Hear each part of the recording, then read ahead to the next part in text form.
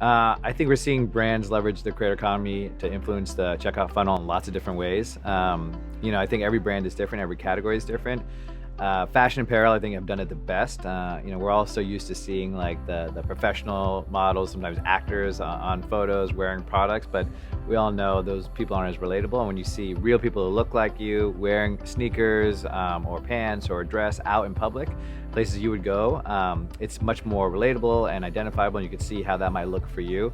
And I know for myself, I'm a big sneakerhead. So when I go on a site and I'm looking at different sneakers, I'm doing the full rotation. The product is obviously important, checking out the specs, but also just kind of seeing what that looks like with different kinds of gear really helps me think about whether it's a right fit for me. And I can't imagine anything more impactful on getting people to check out and buy that product, more maybe beyond a promo code.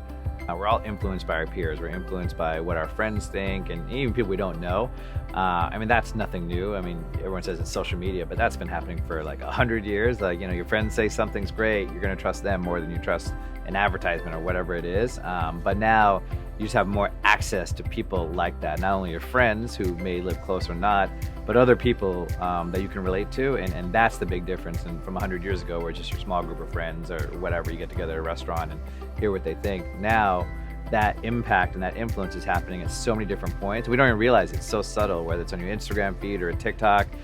When you're walking through New York, that's where I live, in the subway, you see something, someone wearing something, or just an ad. All that's part of the journey and influencing our decisions on what we buy or not buy.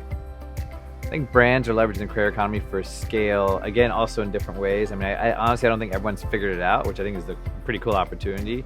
I think CPG, is the creator economy going to help you sell more soap? I'm not sure yet. I think that's why we have to figure out, what does that look like? But certainly in medium and high consideration products like jewelry, cars, sneakers, apparel, where you're going to spend a lot of time researching and thinking it. I think it just becomes a huge source of referral.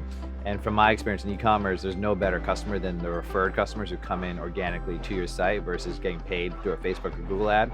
I think it also gives credibility to your product, right? We all get so much advertising thrown at us all the time. It's always brands, and celebrity spokespeople and so forth. But to see and hear creators talk about products and creators that you respect and can relate to, again, I think gives more credibility to that product and gives you more likelihood of trying it and repeating it. I think that scale comes from being able to leverage that creator economy in a way that's honestly much cheaper at the end of the day. I can throw $50, $60 at an ad on Facebook. That doesn't scale like an influencer community. And one influencer with the right post can maybe drive 10, 15 or more conversions. You can't compete with that kind of scale.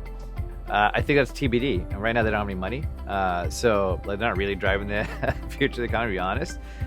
But as they get into their jobs, and as they get into their careers, I think you're going to see their influence quite a bit. So the next 5-10 years, I think you're going to see that significantly in terms of the decision making, what they value in products and brands. And I think they honestly are also going to value the company in a way that no other generation has, meaning the board, the leaders, they want them to look like them, talk like them, think like them. They want them to value equity and inclusion. They want them to value things around the earth and the climate.